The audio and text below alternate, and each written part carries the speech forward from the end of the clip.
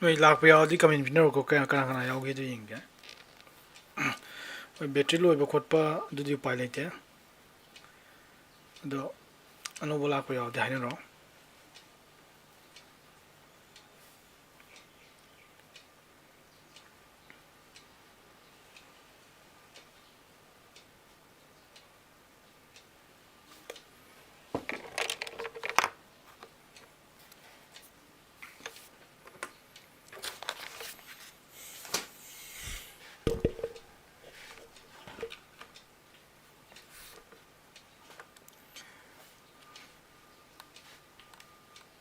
ꯖꯀ꯭ꯔꯤ ꯂꯥꯛꯑꯦ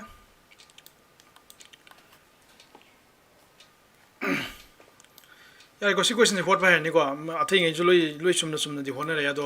ꯑꯗꯨꯗ ꯌꯦꯡꯅꯔꯣ ꯂꯥꯔꯤꯁꯥ ꯁꯤ ꯀꯣꯏꯁꯟꯁꯤꯕꯨ ꯍꯣꯠꯄ ꯍꯩꯇ꯭ꯔꯕꯣ ꯀꯣꯏꯁꯟ ꯑꯅꯤꯗꯪ ꯍꯣꯠꯈꯤꯁꯦ ꯑꯗꯨꯒ ꯂꯣꯏꯁꯤꯜꯂꯁꯤꯀꯣ ꯍꯌꯦꯡꯗꯤ ꯀꯩꯅꯣ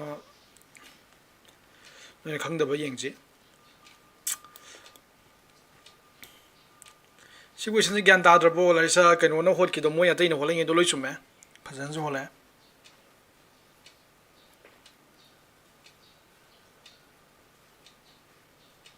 ꯀꯣꯏꯁꯟ ꯑꯅꯤꯗꯪ ꯍꯣꯠꯁꯦ ꯑꯗꯨꯒ ꯂꯣꯏꯁꯤꯜꯂꯁꯤ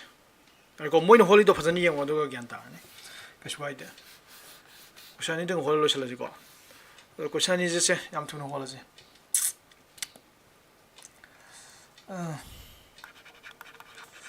NDA 2018 ꯍꯪꯕ ꯀꯣꯏꯁꯟꯅꯤ let x be the number of integers lying between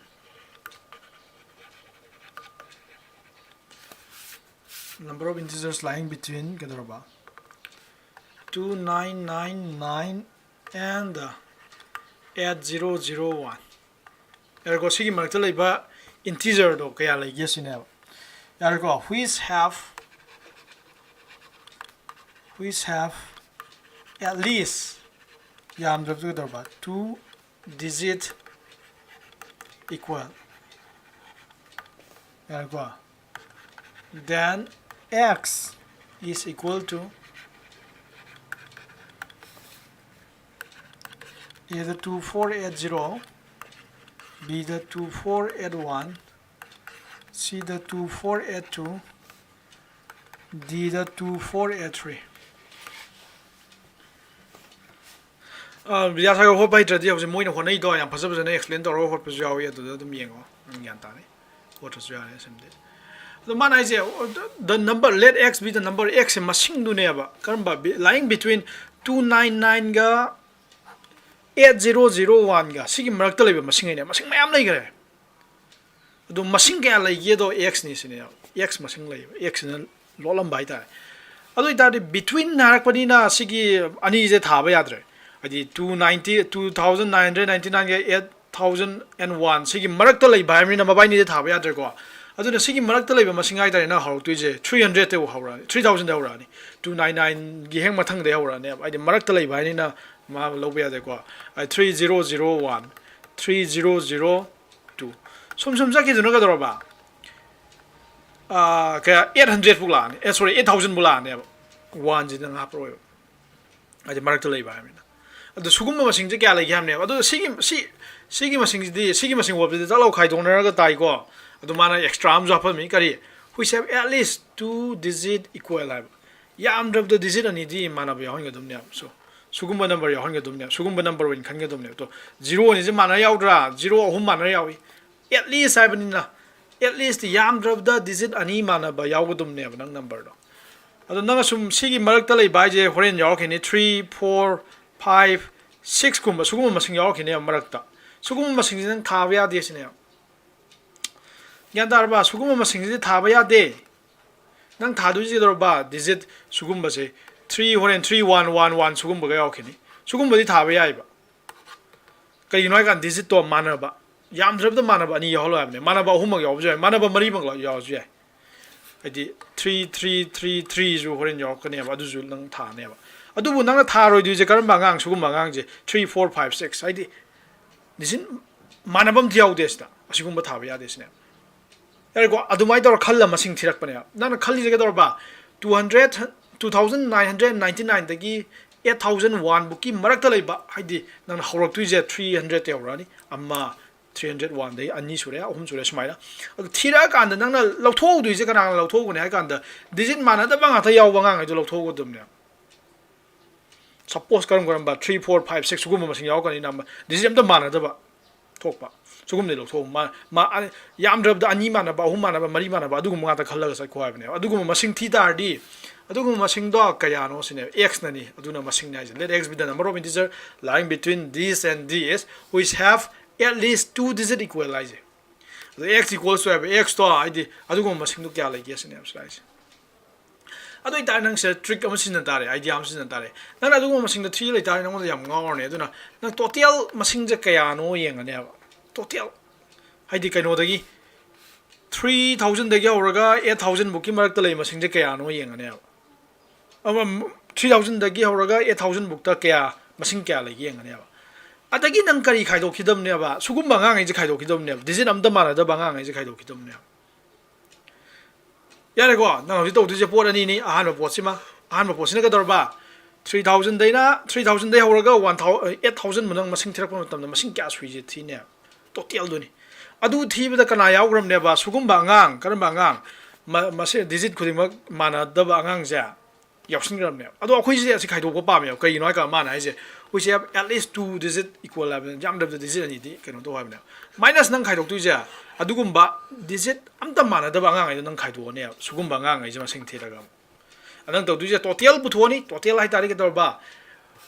200 sorry 2999 dagi 8000 amasung 1 masigi marak ta leiba adu masing thi borok tu je 3000 de orok tu ni ai marak ta leiba ani ani je hondabi 8000 ba adu da masing kya lai thirani adu masira apsulani ahmai box da the minus khaidok ki tu ga dor ba digit khudimak manada ba number mayam yauri ba du ngai do kaya no haraga nang sir khai do ne duga tarakbo phol du ne ba tarakbo phol du de kador ba is ani na traga ani de hen ba mana gi bungai du ne no the question among you sigi ahan we box da masing kaya yaw gane hai be thadi 3000 dagi 8000 bo masing kya lai kana nga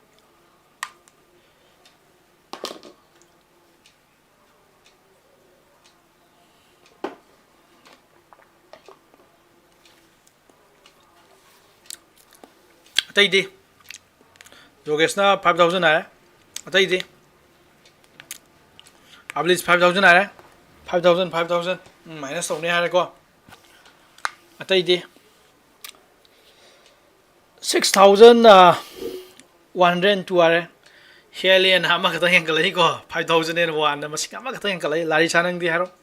prince 5000 helian di 1 ye kalai ni ko lanchen badi haina ro 3000 dagi masing thi ba horaga 8000 muthi dar di masing kya lagani lari sa 5000 siga tang anar male ko siren yaw dra male ngai je noi masing thi ba hi ko permutation combination ai di ayo ba topic ni noi masing thi ba hi 30 dagi 80 buk ta masing kya lagi 30 dai ni 80 buk ta Zakirina Muamma Muyankale 5002 30 dagi 80 bong masing kya lagi anta karam da ro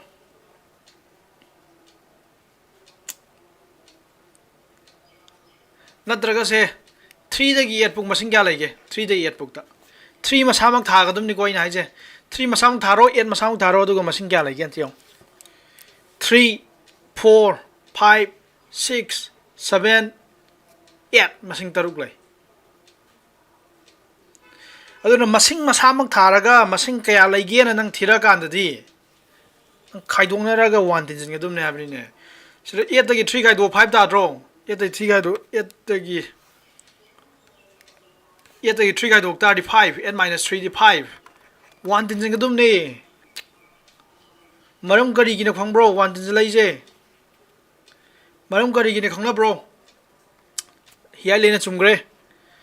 ahan ma habi hialene ko 5001 hai do 3 dai na 8 puk masamak tharaga masing thiba matam da noi si thiba waitre kya no khaidongna ne du go 1 tin na ne ba khaidongna kan da di 8 ni 5 ni 5 to 1 option dar di 6 ta du ne ba du ne answer 6 tai do ꯍꯥꯏꯗꯤ ꯑꯁꯦꯡꯕ ꯊꯤꯔꯀꯥꯟ 6 ꯇꯥꯏꯗꯣ ꯑꯗꯨꯅ 1 digit ꯂꯩꯁꯦ ꯀꯩꯅꯣ ꯅꯣꯏ ꯀꯅꯥ ꯍꯥꯏꯉꯝꯅꯦ ꯈꯥꯏꯗꯣꯛꯅꯔꯒ 1 digit ꯂꯩꯁꯦ ꯍꯥꯏꯗꯤ ꯑꯪꯀꯗ ꯑꯩꯈꯣꯏꯅ ꯇꯧꯔꯤ ꯃꯌꯥꯝꯁꯦ ꯂꯣꯏ ꯃꯔꯝ ꯂꯩꯕ ꯈꯥꯏꯗꯣꯛꯅꯔꯀꯥꯟꯗ ꯈꯥꯏꯗꯣꯛꯅꯔ ꯐꯣꯟꯗꯨ 1 ꯗꯤꯖꯤꯠ ꯂꯩ ꯃꯌꯥꯝꯁꯦ ꯅꯣꯏ ꯈꯟꯖꯔꯣ ꯑꯗꯨꯝꯗꯤ ꯑꯩ ꯍꯥꯏꯔꯣꯏ ꯑꯁꯤꯗꯗꯤ ꯅꯪ ꯍꯧꯖꯤꯛꯀꯤ ꯀꯌꯥ ꯇꯥꯔꯦꯕ 5001 ꯇꯥꯔꯦ ꯃꯥꯏꯅꯁ ꯅꯪ ꯈꯥꯏꯗꯣꯛꯇꯣꯏꯅꯦꯕ ꯀꯅꯥ ꯈꯥꯏꯗꯣꯛꯇꯣꯏꯅꯣ ꯃꯥꯟꯅꯗꯕ ꯉꯩꯗꯣ ꯑꯗꯣ ꯁꯤꯒꯤ ꯃꯁꯤꯡꯁꯤꯗꯤ ꯀꯩꯗꯧꯔꯕ ꯗꯤꯖꯤꯠ ꯑꯍꯨꯝ ꯗꯤꯖꯤꯠ ꯃꯔꯤꯅ ꯁꯥꯕ ꯃꯁꯤꯡꯅꯦ ꯇꯣ ꯍꯥꯏꯗꯤ 3000ꯗꯒꯤ ꯍꯧꯔꯒ 8000 ꯕꯨ ꯂꯩꯗꯣꯏ ꯃꯁꯤꯡ ꯗꯤꯖꯤꯠ ꯃꯔꯤꯅ ꯁꯥꯕ ꯃꯁꯤꯡꯅꯦ ꯗꯤꯖꯤꯠ ꯃꯔꯤꯅ ꯁꯥꯕ ꯃꯁꯤꯡꯅꯤ ꯀꯥ ꯃꯔꯤ ꯂꯩꯔꯅꯤ ꯗꯤꯖꯤꯠ ꯃꯔꯤꯅ ꯁꯥꯕ ꯑꯗꯨꯒ ꯀꯩꯗꯧꯔꯕ ꯃꯥ ꯗꯤꯖꯤꯠ ꯉꯩꯗꯣ ꯑꯝꯇ ꯃꯥꯟꯅꯕ ꯗꯤꯖꯤꯠ ꯃꯥꯟꯅꯗꯕ ꯉꯩꯗꯣ ꯂꯣꯏ ꯈꯥꯏꯗꯣꯛꯈꯤꯗꯣꯏꯅꯦꯕ ꯑꯗꯨ ꯑꯣꯏꯇꯥꯔꯗꯤ ꯁꯤ ꯅꯪ ꯃꯜꯇꯤꯄ꯭ꯂꯤꯀꯦꯁꯟ ꯄ꯭ꯔꯤꯟꯁꯤꯄꯜ ꯄꯥꯜꯂꯛꯑꯅꯤ ꯑꯍꯥꯟꯕꯁꯤ ꯅꯪ ꯄꯣꯖꯤꯕꯤꯂꯤꯇꯤ ꯀꯌꯥ ꯂꯩ ꯑꯍꯥꯟꯕꯁꯤ ꯗꯤꯖꯤꯠꯁꯦ ꯀꯅꯥ ꯀꯅꯥ ꯑꯣꯏꯕ ꯌꯥꯏ 3 ꯑꯣꯏꯕ ꯌꯥꯏ 4 ꯑꯣꯏꯕ ꯌꯥꯏ 5 ꯑꯣꯏꯕ ꯌꯥꯏ 6 ꯑꯣꯏꯕ ꯌꯥꯏ 7 ꯑꯣꯏꯕ ꯌꯥꯏ 8ꯇꯤ ꯑꯣꯏꯕ ꯌꯥꯕ꯭ꯔꯣ 8 ꯑꯣꯏꯕ ꯌꯥꯗꯦ ꯀꯩꯒꯤꯅꯣ ꯍꯥꯏꯔꯀꯥꯟꯗ ꯅꯪ ꯃꯁꯤꯡ ꯊꯤꯔꯛꯇꯣꯏꯁꯦ 3000ꯗꯩꯅ 8000 ꯐꯥꯎꯒꯤ ꯃꯔꯛꯇ ꯂꯩꯕꯅꯦꯕ ꯑꯗꯨ ꯑꯣꯏꯇꯥꯔꯗꯤ 8000ꯗꯩ ꯍꯦꯟꯕ ꯌꯥꯔꯣꯏꯗꯕꯅꯦꯕ ꯒ꯭ꯌꯥꯟ ꯇꯥꯕ꯭ꯔꯣ ꯑꯩꯅ ꯍꯥꯏꯁꯦ ꯒ꯭ꯌꯥꯟ ꯇꯥꯏꯀꯣ ꯑꯗꯨꯅ 3000ꯗꯒꯤ ꯅꯪ 8000 ꯐꯥꯎꯅꯦꯕ ꯑꯗꯨꯅ ꯅꯪꯅ ꯍꯧꯖꯤꯛ ꯊꯤꯔꯛꯏ ꯃꯁꯤꯡꯁꯦ ꯀꯩꯗꯧꯔꯕ ꯔꯤꯄꯤꯠ ꯇꯧꯗꯕ ꯃꯁꯤꯡꯅꯦꯕ ꯊꯤꯔꯛꯇꯣꯏꯁꯦ ꯍꯥꯏꯗꯤ ꯔꯤꯄꯤꯠ ꯇꯧꯗꯕ ꯍꯥꯏꯇꯥꯔꯗꯤ ꯀꯩꯗꯧꯔꯕ ꯁꯤ ꯃꯥꯟꯅꯕ ꯌꯥꯎꯔꯛꯇꯕ ꯍꯥꯏꯕ ꯑꯗꯨ ꯑꯣꯏꯇꯥꯔꯗꯤ ꯑꯍꯥꯟꯕꯗ ꯅꯪ ꯑꯣꯡꯂꯤ 5 ꯋꯦꯁꯅꯦ ꯅꯪ ꯂꯩꯔꯤꯁꯦ ꯀꯩꯅꯣ ꯅꯪ 3 ꯊꯝꯃꯛꯄ ꯌꯥꯏ 4 ꯊꯝꯃꯛꯄ ꯌꯥꯏ 5 ꯊꯝꯃꯛꯄ ꯌꯥꯏ 6 ꯊꯝꯃꯛꯄ ꯌꯥꯏ 7 ꯊꯝꯃꯛꯄ ꯌꯥꯏ 8ꯗꯤ ꯊꯝꯕ ꯌꯥꯔꯔꯣꯏ ꯀꯩꯒꯤꯅꯣ ꯍꯥꯏꯔꯀꯥꯟꯗ 800ꯗꯤ ꯆꯥꯎꯕ ꯃꯁꯤꯡ ꯅꯠꯇꯦꯕ ꯑꯩꯈꯣꯏꯅ ꯊꯤꯔꯛꯏꯁꯤꯗꯤ ꯌꯥꯔꯦꯀꯣ 8 ꯁꯤꯃ ꯄꯣꯖꯤꯕꯤꯂꯤꯇꯤ ꯌꯥꯎꯗ꯭ꯔꯦ ꯑꯣꯡꯂꯤ 5 ꯑꯗꯣ ꯔꯤꯄꯤꯠ ꯇꯧꯕ ꯌꯥꯗꯦꯁꯨ ꯃꯥ ꯍꯥꯏꯔꯤ ꯔꯤꯄꯤꯠ ꯇꯧꯕ ꯌꯥꯗꯦꯀꯣ ꯑꯩꯈꯣꯏ ꯃꯁꯤꯡ ꯍꯩꯁꯦ ꯑꯗꯨ ꯑꯣꯏꯇꯥꯔꯗꯤ ꯁꯤꯗ ꯄꯣꯖꯤꯕꯤꯂꯤꯇꯤ ꯀꯌꯥ ꯂꯩꯀꯅꯤ ꯁꯤꯗ ꯑꯅꯤꯁꯨꯕꯗ ꯄꯣꯖꯤꯕꯤꯂꯤꯇꯤ ꯀꯌꯥ ꯂꯩꯀꯅꯤ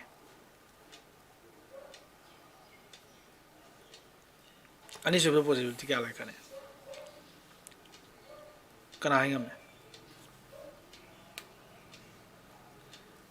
ꯑꯅꯤꯁꯨꯕꯗ ꯄꯣꯖꯤꯕꯤꯂꯤꯇꯤ ꯀꯌꯥ ꯂꯩꯔꯛꯀꯅꯤ ꯀꯅꯥ ꯍꯥꯏ ꯉꯝꯃꯤ ꯑꯍꯥꯟꯕꯩꯁꯤꯗ ꯄꯣꯖꯤꯕꯤꯂꯤꯇꯤ ꯑꯣꯡꯂꯤ 5 ꯂꯩꯔꯅꯦꯕ ꯄ꯭ꯔꯃꯨꯇꯦꯁꯟꯅꯤꯀꯣ ꯄꯥꯜꯂꯛꯏꯁꯦ ꯃꯊꯪꯗꯗꯤ ꯄꯣꯖꯤꯕꯤꯂꯤꯇꯤ ꯀꯌꯥ ꯂꯩꯔꯛꯀꯅꯦꯕ ꯀꯅꯥ ꯀꯅꯥ ꯍꯥꯞꯄ ꯌꯥꯔꯛꯀꯅꯦꯕ ꯍꯥꯏꯗꯤ ꯑꯍꯥꯟꯕꯁꯤꯗꯗꯤ ꯀꯩꯗꯧꯔꯕ 3 ꯍꯥꯞꯄꯁꯨ ꯌꯥꯏ 4 ꯍꯥꯞꯄꯁꯨ ꯌꯥꯏ 5 ꯍꯥꯞꯄꯁꯨ ꯌꯥꯏ ꯍꯥꯏꯗꯤ 3000ꯗꯅꯤ 8000 ꯐꯥꯎꯒꯤ ꯃꯔꯛꯇ ꯂꯩꯕꯅꯤꯅ ꯅꯪ 1 ꯍꯥꯞꯄꯛꯄꯗꯤ ꯌꯥꯔꯔꯣꯏ ꯑꯍꯥꯟꯕꯗ 1 ꯍꯥꯞ ꯇꯥꯔꯗꯤ 1000 ꯃꯨꯛ ꯇꯥꯒꯅꯤ 1000ꯗꯒꯤ 3000ꯒꯤ 8000 ꯃꯔꯛꯇ ꯂꯩꯕ ꯅꯝꯕꯔ ꯅꯠꯇꯦ ꯑꯩꯈꯣꯏꯅ ꯊꯤꯔꯛꯏꯁꯤ 3000ꯗꯒꯤ 8000 ꯐꯥꯎꯒꯤ ꯃꯔꯛꯇ ꯂꯩꯕ ꯔꯤꯄꯤꯠ ꯇꯧꯗꯕ ꯅꯝꯕꯔ ꯍꯥꯏꯕꯅꯦꯕ ꯑꯗꯨꯏꯗ ꯑꯍꯥꯟꯕꯗ ꯂꯩꯗꯣꯏꯁꯦ ꯀꯅꯥ ꯀꯅꯥꯅꯦꯕ 3000 3 ꯑꯃ ꯌꯥꯔꯦ 4 ꯍꯥꯞꯄꯁꯨ ꯌꯥꯏ ꯅꯪ ꯑꯍꯥꯟꯕ ꯃꯁꯤꯡꯁꯦ 4 ꯍꯥꯞꯀꯥꯟꯗ 3000 ꯑꯃꯁꯨꯡ 8000 ꯃꯔꯛ ꯂꯩꯒꯅꯤ 5000 5 ꯍꯥꯞꯄꯁꯨ ꯌꯥꯏ 6 ꯍꯥꯞꯄꯁꯨ ꯌꯥꯏ 7 ꯍꯥꯞꯄꯁꯨ ꯌꯥꯏ 8 ꯍꯥꯞꯄꯛꯄꯗꯤ ꯌꯥꯗꯦ ꯅꯪꯅ 1 ꯁꯤꯗ 8 ꯍꯥꯞꯄꯨꯀꯥꯟꯗ 8000ꯗꯒꯤ ꯆꯥꯎꯕ ꯃꯁꯤꯡ ꯑꯃ ꯇꯥꯈ꯭ꯔꯅꯦꯕ ꯑꯗꯨ ꯑꯩꯈꯣꯏ ꯄꯥꯝꯗꯦ ꯑꯩꯈꯣꯏꯗꯤ 8000ꯕꯨꯗꯩ ꯄꯤꯛꯄ ꯍꯥꯏꯕꯅꯦꯕ ꯑꯗꯨꯅ ꯑꯣꯡꯂꯤ 5 ꯅꯝꯕꯔꯁꯅꯦꯕ ꯍꯥꯞꯄ ꯌꯥꯏꯁꯦ ꯑꯗꯨꯅꯅꯦ 5 ꯋꯦꯁ ꯍꯥꯏꯁꯦ ꯑꯅꯤꯁꯨꯕꯁꯦ ꯀꯌꯥ ꯍꯥꯞꯄꯛꯀꯅꯤ ꯀꯅꯥ ꯍꯥꯏ ꯉꯝꯃꯤ ꯑꯅꯤꯁꯨꯕꯁꯦ ꯀꯅꯥ ꯍꯥꯞꯄꯛꯀꯅꯤ ꯑꯅꯤꯁꯨꯕꯁꯦ ꯋꯦꯁ ꯀꯌꯥꯗ ꯋꯦꯁ 4 ꯖꯀꯤꯔꯅ 4 ꯍꯥꯏꯔꯦꯀꯣ ꯑꯁꯤ 5 ꯂꯩꯈ꯭ꯔꯕꯅꯤꯅ ꯔꯤꯄꯤꯠ ꯇꯧꯗꯕꯅꯤ나 ꯑꯃ ꯀꯛꯊꯔ 4 ꯍꯥꯞꯅꯤ ꯁꯤꯅꯦꯕ ꯍꯤꯌꯥꯂꯦꯟꯁꯨ 4 ꯑꯇꯩꯗꯤ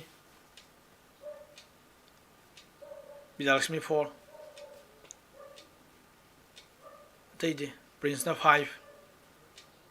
ꯑꯇꯩꯗꯤ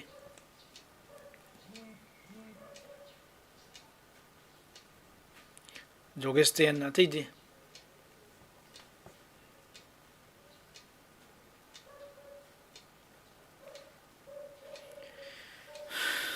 ꯑꯇꯩꯗꯤ ꯍꯥꯏꯅꯔꯛꯑꯣ ꯃꯊꯪ ꯀꯣꯏꯁꯟ ꯍꯣꯜ ꯂꯣꯏꯔꯗꯨꯅꯦ ꯅꯤꯔꯦꯁ 5 ꯑꯕꯂꯤꯁꯇꯤ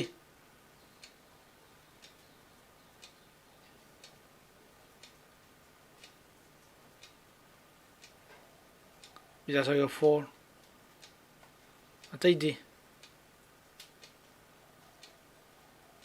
ꯂꯥꯔꯤꯁꯥꯗꯤ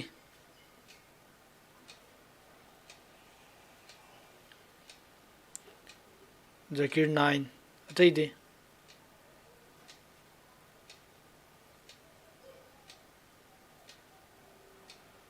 ꯑꯇꯩꯗꯤ ꯈꯪꯗ꯭ꯔꯕꯣ ꯖꯀꯤꯔꯅ ꯁꯨꯝꯈ꯭ꯔꯦꯀꯣ 9 ꯍꯥꯞꯄ ꯌꯥꯏ ꯀꯔꯤꯒꯤꯅꯣ ꯁꯤꯔ ꯃꯁꯤꯡ ꯑꯃ ꯍꯥꯞꯈ꯭ꯔꯕꯅꯦ ꯑꯗꯨ ꯅꯣꯏꯅ ꯁꯥꯇ꯭ꯔ ꯌꯥꯝꯅ 4 ꯍꯥꯏꯗꯣ ꯂꯥꯜꯂꯦꯀꯣ 4 ꯍꯥꯞꯄ ꯌꯥꯔꯣꯏ 4 ꯍꯥꯞꯄꯗꯨ ꯅꯠꯇꯦ ꯅꯪꯒꯤ ꯁꯤꯒꯤ ꯑꯅꯤꯁꯨꯕ ꯃꯁꯤꯡꯁꯤꯗꯗꯤ ꯉꯁꯥꯏꯗꯤ ꯑꯍꯥꯟꯕ ꯃꯁꯤꯡꯁꯤꯗ 1 ꯍꯥꯞꯄ ꯌꯥꯈꯤꯗꯕꯅꯦ 2 ꯍꯥꯞꯄ ꯌꯥꯈꯤꯗꯕꯅꯦ 0 ꯍꯥꯞꯄ ꯌꯥꯈꯤꯗꯦ ꯀꯩꯅꯣ ꯅꯪ ꯁꯤꯗ 1 ꯍꯦꯛ ꯍꯥꯞꯄꯀꯥꯟꯗ 1000ꯒꯤ ꯆꯥꯡꯗ ꯂꯩꯈ꯭ꯔꯅꯦ ꯃꯁꯤꯡꯗꯣ ꯑꯩꯈꯣꯏꯗꯤ 3000ꯗꯩꯅ 8000 ꯐꯥꯎꯒꯤ ꯃꯔꯛꯇ ꯄꯥꯝꯕꯅꯦꯕ ꯑꯗꯨ ꯅꯪ ꯍꯥꯞꯄ ꯌꯥꯏꯁꯦ 3ꯗ ꯌꯧꯔꯒ 3 ꯍꯥꯞꯄ ꯌꯥꯏ 4 ꯍꯥꯞꯄ ꯌꯥꯏ 5 ꯍꯥꯞꯄ ꯌꯥꯏ 6 ꯍꯥꯞꯄ ꯌꯥꯏ 7 ꯍꯥꯞꯄ ꯌꯥꯏ 8ꯁꯨ ꯍꯥꯞꯄ ꯌꯥꯗꯦ 8 ꯍꯦꯛ ꯍꯥꯞꯄꯨ ꯇꯥꯔꯕ 8,000ꯗꯒꯤ ꯆꯥꯎꯕ ꯃꯁꯤꯡ ꯑꯃ ꯇꯥꯈ꯭ꯔꯅꯤ ꯑꯗꯩ ꯗꯤꯖꯤꯠ ꯃꯔꯤꯅ ꯅꯪ 8,000 ꯍꯦꯛ ꯍꯥꯞꯄ ꯀꯥꯟꯗ ꯃꯊꯪꯗꯣ 0 0 ꯁꯨꯃꯥꯏꯅ 1 ꯍꯥꯞꯄꯦ ꯈꯜꯂꯣ ꯑꯗꯨꯝ 8,000ꯗꯒꯤ ꯆꯥꯎꯕ ꯃꯁꯤꯡ ꯑꯃ ꯇꯥꯔꯦ ꯑꯗꯨꯅ 8 ꯍꯥꯞꯄ ꯌꯥꯈꯤꯗꯕꯅꯦꯕ ꯑꯍꯥꯟꯕ ꯃꯁꯤꯡꯁꯤꯗ ꯑꯗꯣ ꯑꯅꯤꯁꯨꯕ ꯃꯁꯤꯡꯁꯤꯗꯗꯤ ꯑꯩꯈꯣꯏ ꯐ꯭रीꯗꯝ ꯂꯩꯌꯦ 0 ꯍꯥꯞꯄꯁꯨ ꯌꯥꯏ 2 ꯍꯥꯞꯄꯁꯨ ꯌꯥꯏ 3 ꯍꯥꯞꯄꯁꯨ ꯌꯥꯏ 4 ꯍꯥꯞꯄꯁꯨ ꯌꯥꯏ 9 ꯍꯥꯞꯄꯁꯨ ꯌꯥꯏꯌꯦ masing tara hapa yaye adubu repeat tawba yade hayamne repeat taw yadri siga ino repeat taw yagi drise kadorba sigi masing ji hanjandaba masing thirakpane ba sira thirai je akoina khaido khidu je hanjan repeat taw ya tawdaba masing ai khaido khibne ba adu itari sira 10 leitar ju akoi 10 de ma gak tharane akoi ino kan sira ma hapsan gramne ba adum de gak thadaba yade ba duna sira 9 hapa ne yan tarbo adu samana sira 8 sira kya hapa ne 7 hapa ne yan tar rise bo yan dai ko the 5,001 minus 6 I don't know si purina is there in Roy Purina 5 into 9 into 8 into 7 5 into 9 into 8 into 7 5 into 9 into 8 into 7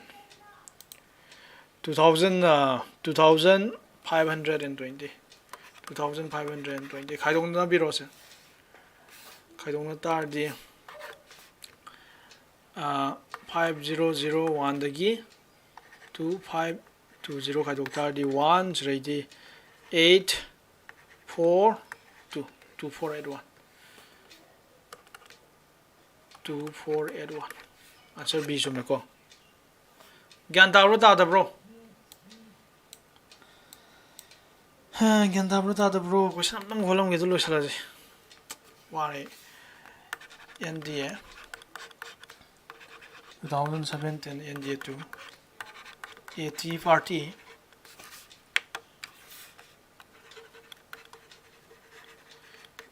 party is arranged for 16 people along two sides of a long table with 8 chairs on each sides. Ablis adu ai na adu homework ni nang khanjaro idai live phone ni kari gino one hapsa lai je ai noi do homework pi bane dudi masing thiba matam da khoina kari gino adu mai tawra adu case la kan one de lai je for particular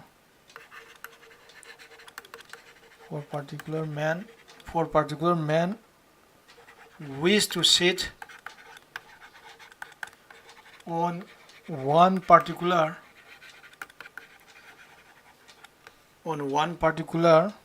side and two particular men on the other side.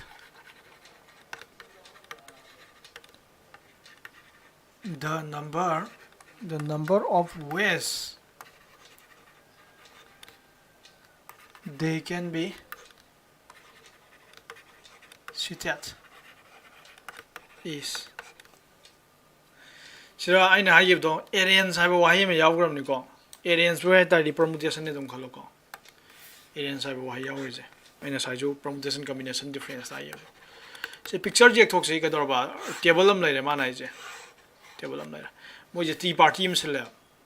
era ko the table is the t party is arranged for 16 people mitra tuk neba with along two sides of a long table.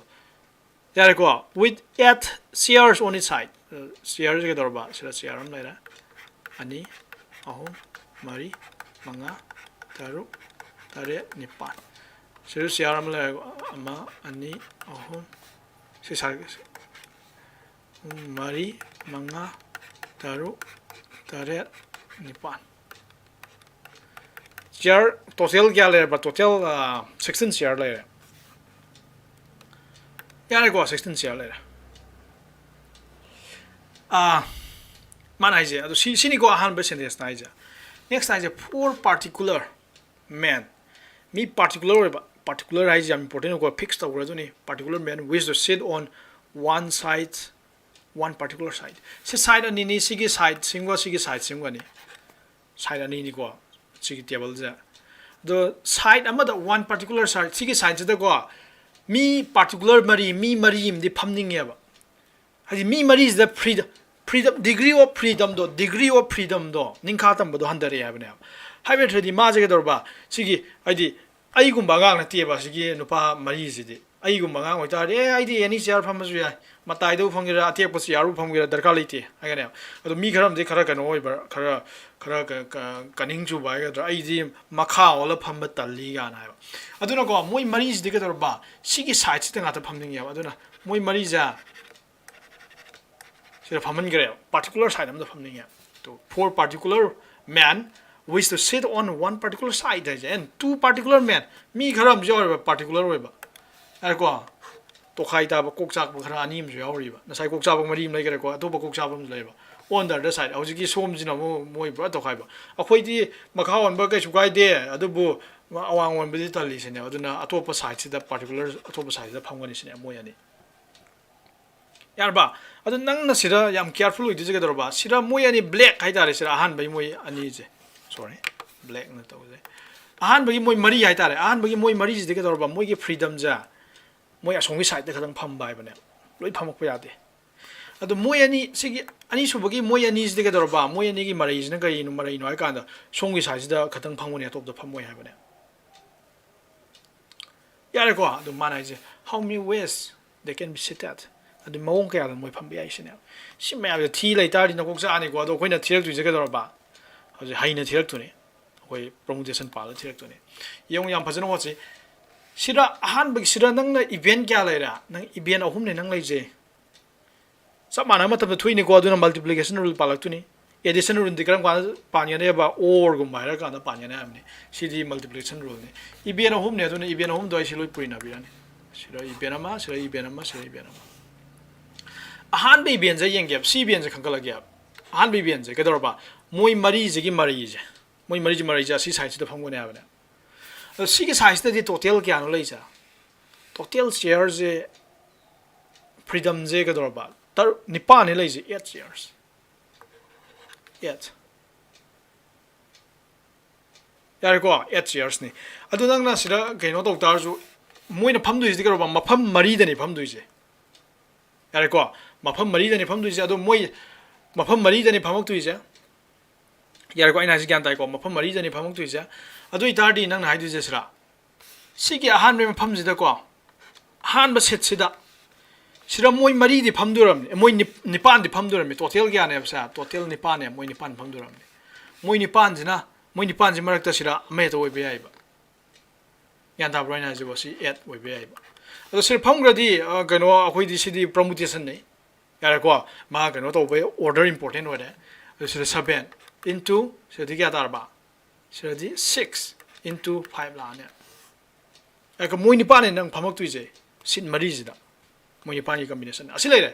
mathang gi na khoi rate gi gano jeng je rate si da ju ko dor ba moi total nipan ne lai je moi nipan adu da ahan be da moi 8 into 7 la ne am sira gandar ba seat arrangement ni aduna siradi team select to ba no team select to dadi mathong rang khangna ju ko sugai de siradi ga dor ba seat arrangement ni aduna amana ama sumai onthong ra phamu kan da manadi na haik tu ni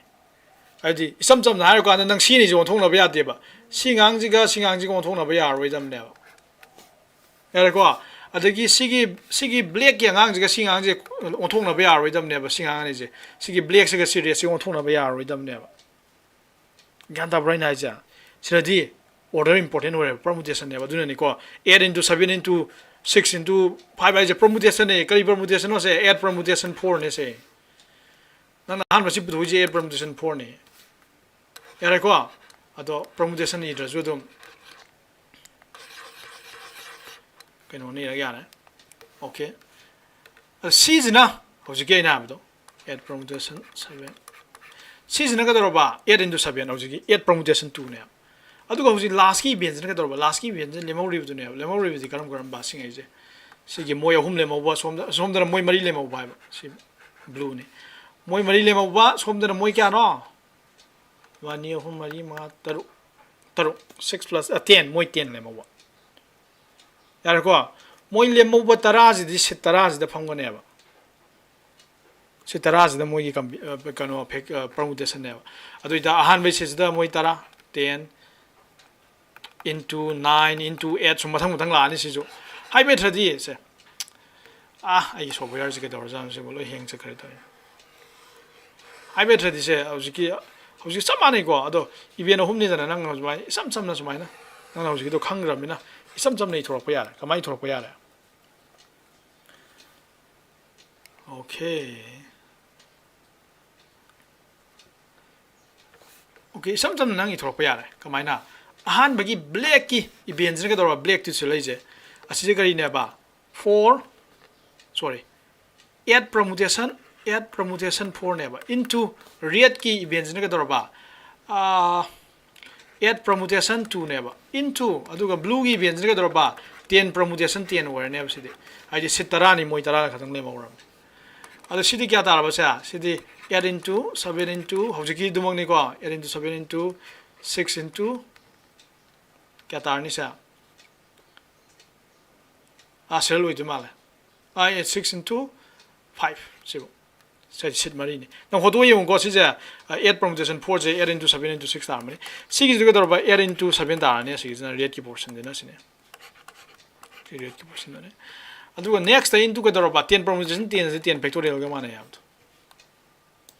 ai ko si ho ji ko de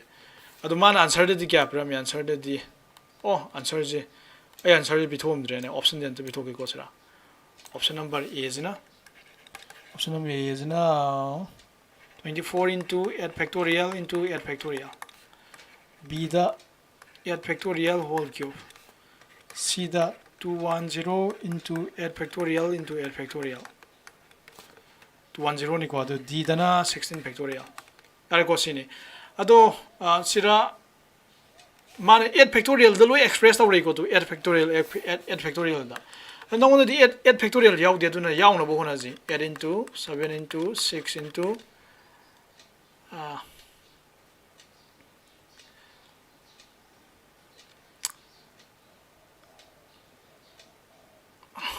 ai no hol jam pang ko yam pang ya si answer ji yang uda ni ko ka su gai de si hol si si 8 factorial 8 permutation 4 di kari ga samana i bauji ki do ai so boyar ji heng chalen to okay you go 8 factorial by 8 minus 4 factorial sida ga dum ne into asidi 8 factorial by 8 minus 2 factorial sidi into sidi 10 factorial 10 permutation 10 factorial na sidi 8 factorial answer di 8 factorial ngata yaw re ba jona 8 factorial bu thona bhona re ne by sigi 8 factorial di kya tar ba 8 minus 4 di 4 factorial I got 4 factorial to the 4 into 3 into 2 into 1 into 8 minus 2 the 6 factorial 60 dum thammo kari gi noi kan se 10 factorial mathak thamam dreba 10 je 10 into 9 into 8 into 5 7 into 6 factorial tham yare 6 factorial ka thana yare do ji le mo ri je 8 factorial ni le mo ra athing je ka thana yeng ji ko sigi oops 2 na 2 5 are 10 adagi 3 na 3 3 are 9 4 na 4 2 are 8 erko mathak to level je 5 into 3 into 2 into 7 7 5 are 35 5 2 are 10 35 into 10 kya tar ba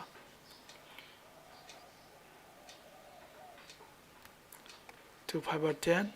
3 3 are 9 4 2 are 8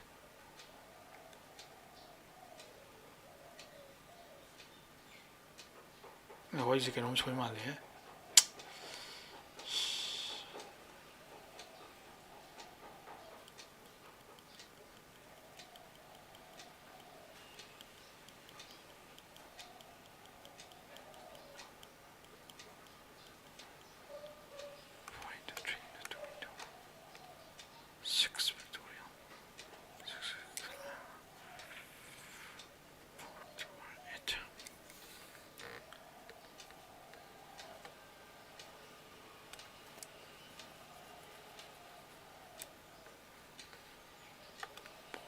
4 2 are 8 3 3 are 9 Alright, 210 तादुरा कमाई 210 तारक्तुनो अस सुमे लाइसाना आइजे सुमे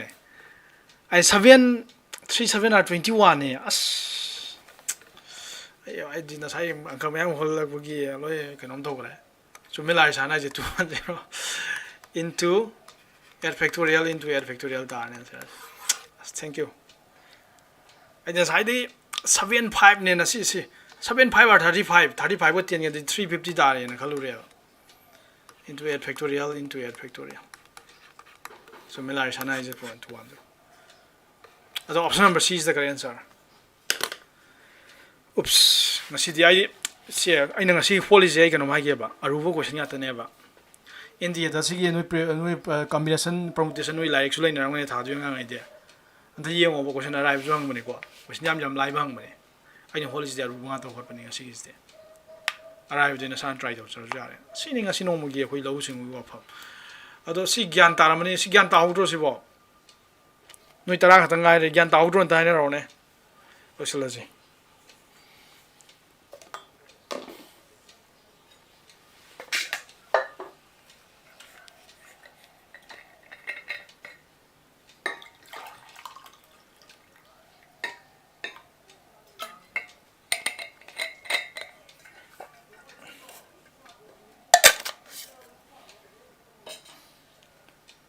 fare adudi loisalaji noi test ki paro